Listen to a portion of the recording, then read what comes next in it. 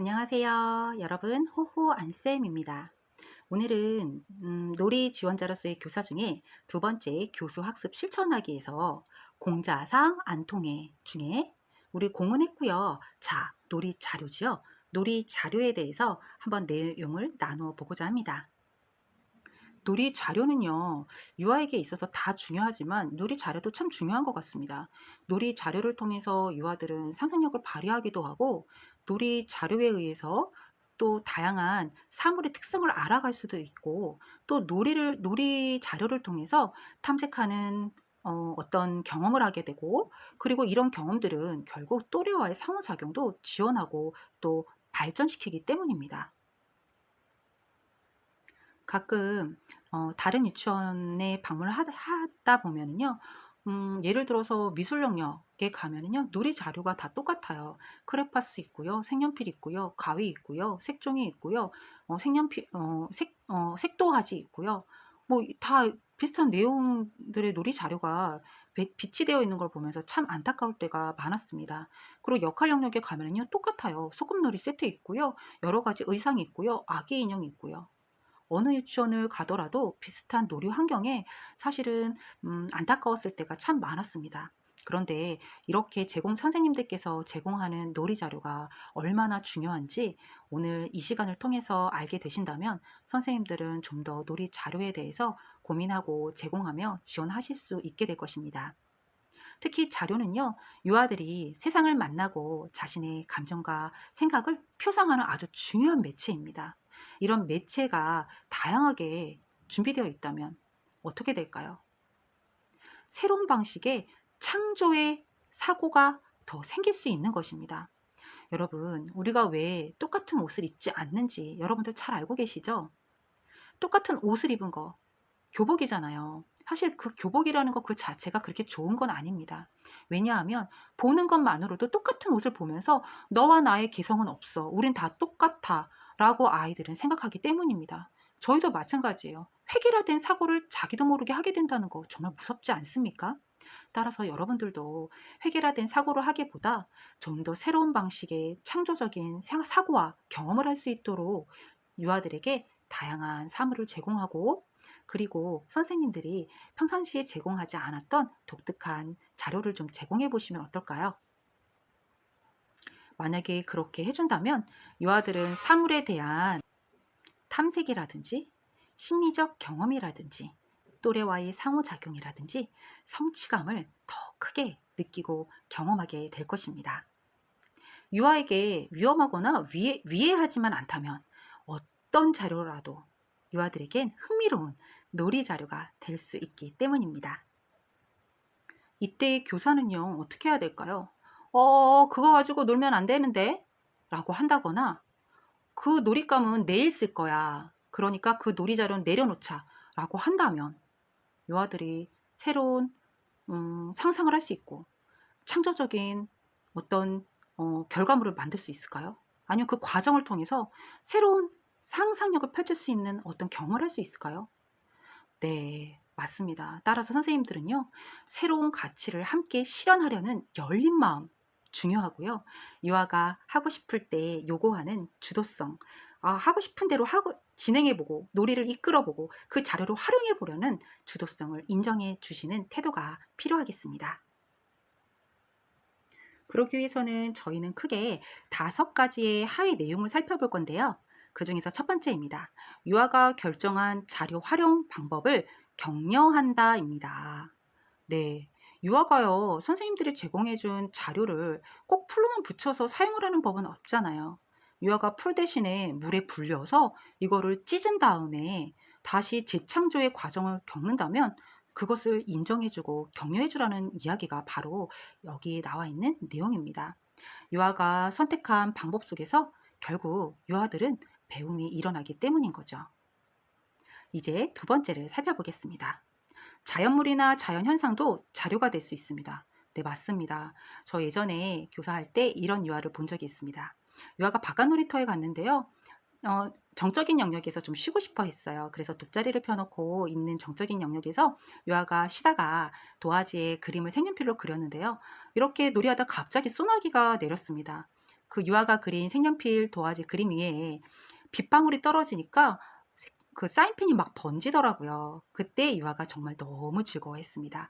바로 이런 것처럼 자연물이나 자연현상도 자연스러운 유아에게는 흥미로운 자료가 될 수 있다는 것을 선생님들께서는 기억해 주시면 되겠습니다. 자연물은 무엇이 있을까요? 자연현상에는 그럼 또 무엇이 있을까요? 맞습니다. 자연물은요, 곤충이나 풀이나 꽃이나 돌이라든지 흙이라든지 이런 정말 자연스러운 물건을 우리는 자연물이라고 하고요. 자연현상이라고 한다는 것은 빛이라든지 그림자라든지 우박이나 눈, 비, 구름, 천둥 이런 모든 자연에서 오는 다양한 현상들을 우리는 자연현상이라고 합니다. 만약에 문제에서 맞아요, 선생님. 우리 유아에게는 이거 자연물이나 자연현상도 자료가 될 수 있지요. 라고 하면서 빛과 그림자, 눈, 비, 구름, 우박, 천둥은 여기에 해당이 될 것 같아요. 라고 문제가 나온다면 자연현상이라고 쓰시면 되겠습니다. 세 번째는 다양한 일상의 사물을 놀이 자료로 활용한다입니다. 유아중심, 놀이중심 교육과정에서는요. 어찌 보면 구입하고 상품화되어 있는 그런 교고라든지 그런 자료보다는요. 일상생활에 있는 자료들이 더 유용하고 그것들이 유아에게 더 가치 있다라는 것을 많이 알려주기도 하는 내용들이 많이 들어 있습니다. 여기에 나온 것처럼 특히 재활용품 같은 경우에는 유아에게 우리가 버리는 물건들이 다시 재탄생될 수 있다는 의미도 알려줄 수 있고요. 이것들을 이용해서 재활용품들을 이용해서 새로운 창조물을 만들어내는 기쁨도 유아들에게 제공할 수 있습니다. 따라서 선생님들께서는 재료실에 독특하고 새로운 자료를 제공하는 것도 중요하겠지만 유아들이 스스로 모아온 재활용품을 공간의 구석에 넣어놓고 유아들이 자유롭게 언제라도 와서 필요하다면 가져가서 마음껏 쓸 수 있도록 오픈된 자료실을 준비해주면 정말 유아들은 창의적인 다양한 활동들을 더 많이 경험할 수 있게 될 것입니다. 이제 네 번째입니다. 자료가 없어도 놀이할 수 있습니다. 여러분들 혹시 교사를 하셨던 선생님도 계실 거고 바로 대학에서 임용고시를 보려고 준비하시는 선생님들도 계실 텐데요. 현장에 계셨던 선생님들은 혹시 장난감 없는 날 운영해 보신 분 계십니까? 정말 재밌습니다. 교실에요. 정말 의자도 없이 아무것도 없이 다 비워둡니다. 그런 날이 한 달에 한두 번 정도 있었는데요. 아이들이요. 아무것도 없잖아요. 그럼 놀이를 처음에 시작을 못합니다. 어떻게 놀이를 해야 될지. 왜냐하면 집에서 장난감이 너무 많잖아요. 할머니가 사준 장난감, 엄마가 사준 장난감, 삼촌이 사준 장난감 이렇게 많은 장난감 속에서 아이들이 지내고 있다가 장난감이 하나도 없으니까 뭘 해야 될지 많이 당황해 하더라고요. 하지만 10분이 지나고 20분이 지나고 30분이 지나니까 유아들이 놀이를 찾기 시작했습니다. 먼저 몸 놀이부터 시작을 하게 됐었는데요. 쎄쎄쎄를 하거나 다리를 사이에 놓고 하나 둘 셋 하나 둘 셋 하면서 패턴도 만들기 하더라고요. 그리고 아이들이 가위바위보 놀이를 하면서 게임을 하기도 했었고요. 자연스럽게 들어오는 창문의 빛을 통해서 그림자 흉내내기라든지 그림자 밝기 놀이도 하고 있었습니다. 이런 모습을 보면서 장난감이 없어도 우리 몸 자체가 유아들에게는 정말 충분한 흥미로운 놀잇감이 될 수 있구나라는 생각을 했었거든요. 바로 그러한 내용들이 네 번째에 들어있는 겁니다. 몸이라는 것은요. 주변 세계를 알아가고 자신의 감정과 생각을 표출할 수 있는 그쵸? 우리 기쁘면 막 손을 뻗치기도 하잖아요. 그리고 너무 속상하면 얼굴을 가르고 파묻고 웅크러서 울기도 하고 이런 생각을 표출하고 감정을 표출하기도 하고요. 또 몸은요. 여러 가지 놀이도 할 수 있는 어떻게 보면 소중한 놀잇감이라고도 할 수 있는 거죠. 이런 몸의 움직임에서부터 우리는 유아들의 놀이성을 찾아 지원해 주어야 합니다. 몸의 움직임에서 자료가 없이 놀이할 수 있도록 놀이성을 찾아 지원해 줄 수 있다는 이 놀이성 기억해 두시면 되겠습니다. 이제 다섯 번째 마지막 하위 내용인데요. 기존의 자료도 새롭게 활용해 본다 입니다. 사실 우리가 기존에는요. 흥미 영역별로 다양한 교재 교구들이 너무 많이 있었어요. 또 생활 주제별로도 다양한 자료들이 있었습니다. 하지만 이제는 유아 놀이 중심 유아 중심, 놀이 중심 교육과정에서는 생활 주제별로 자료를 제공하지 않죠. 유아의 흥미와 관심에 따른 교재 교구를 넣어주고 놀잇감, 자료들을 지원해주기 때문에 생활 주제별이라는 구분 자체가 필요 없는 겁니다. 현장에 가셨을 때 아직도 이런 생활 주제별로 각 교실의 영역에 다양한 자료들을 제공한다면 이런 부분들은 우리 선생님들께서 합격하시고 나면 개선해 보시기 바랍니다. 하지만 예전 거라고 해서 다 버릴 필요는 없습니다. 유아들은요, 새로운 놀이 방법을 재창조해내는 아주 훌륭한 아이디어를 많이 가지고 있기 때문이에요.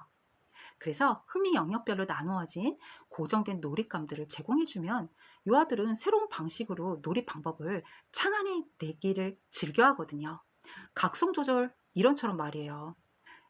우리 놀이 실행 자료에도 이런 내용이 들어있습니다.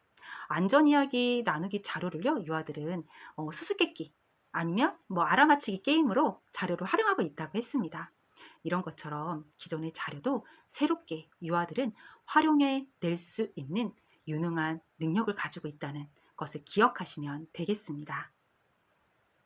이렇게 우리는 공자상 안통해 중에 공자, 두 번째 자죠. 놀이 자료에 대해서 5가지 내용도 모두 알아보았습니다.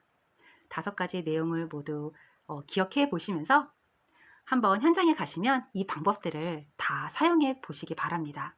그러기 위해서는 먼저 우리가 어려운 관문인 합격을 해야 되겠네요. 여러분들 포기하지 마시고 끝까지 최선을 다하세요. 저도 여러분들 응원하겠습니다. 감사합니다.